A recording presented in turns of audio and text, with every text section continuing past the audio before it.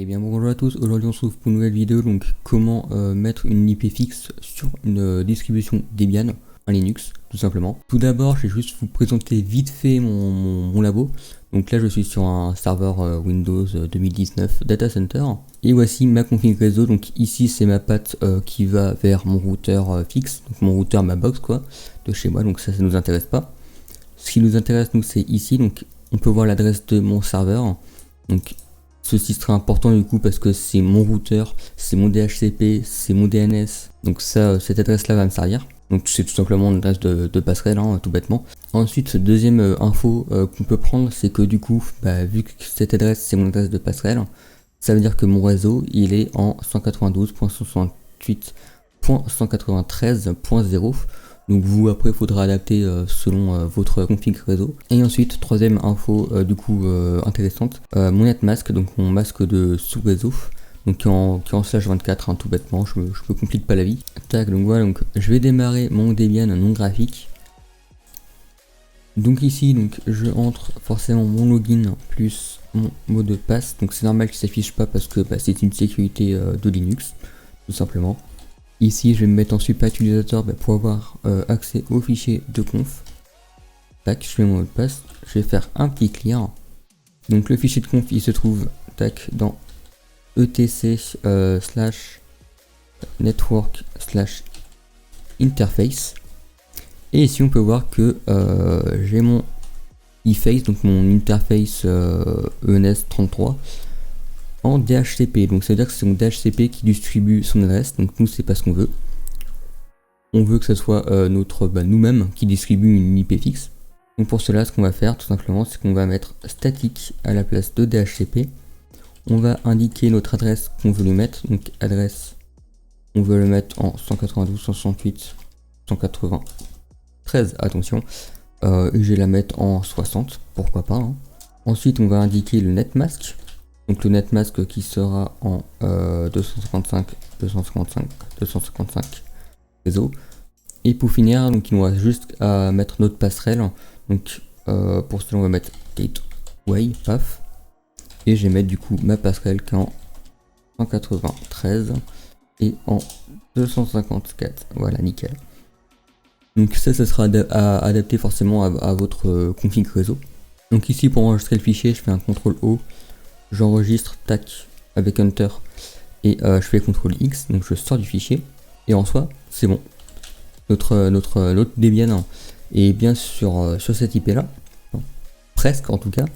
Juste avant, ce qu'on va faire, c'est qu'on peut changer le DNS, donc pour changer notre serveur DNS, c'est sensiblement la même chose, sauf que c'est juste pas le même fichier de conf, donc nano, donc mon éditeur de texte, donc moi j'utilise nano, etc, et c'est dans resolve.conf.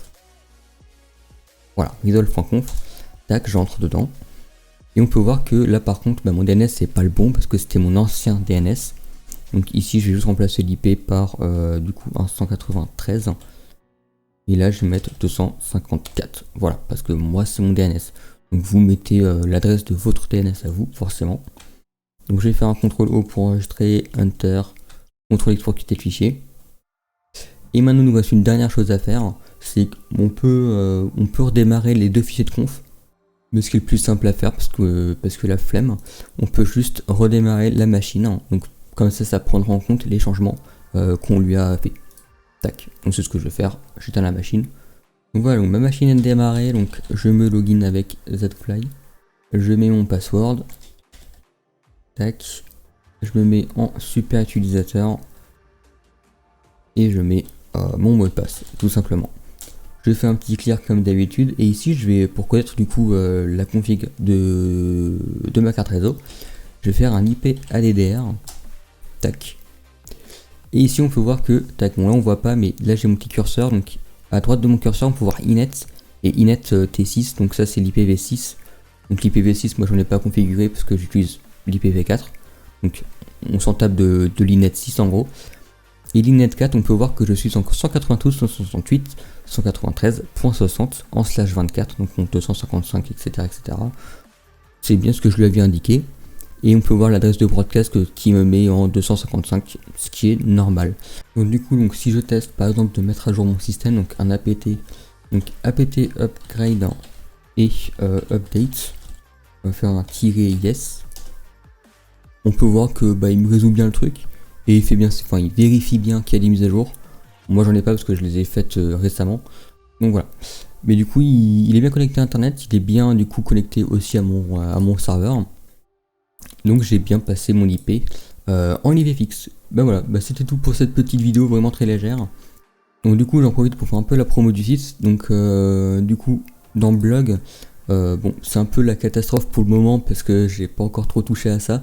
Mais je vais caler au moins je pense une fois toutes les 1 ou 2 semaines un petit tuto. Donc là le premier tuto c'est utiliser Windows Server 2019 comme routeur. Donc si vous voulez aller zioter comment faire, c'est cadeau, sachant que ça marche aussi sur le 2012 et le 2008 et le 2008. Oui, en fait ça pourrait marcher sur le 2008. Je voulais dire surtout sur le 2016 aussi que ça pourrait marcher. Enfin bref. Donc voilà, du coup vous avez un petit tuto qui est assez complet ma foi, il est plutôt pas mal. Donc voilà, donc c'était tout. Donc j'espère que cette petite vidéo vous aura plu, vraiment toute petite pour le coup, hein. Pas très complexe. Donc si vous voulez d'autres petits tutos comme ça, n'hésitez pas à me dire en commentaire qu'est-ce que vous voudrez voir. N'hésitez pas à vous abonner aussi évidemment pour avoir les prochaines petits tutos slash vidéos. Et je vous dis du coup à mercredi prochain pour une prochaine vidéo justement. Allez bye.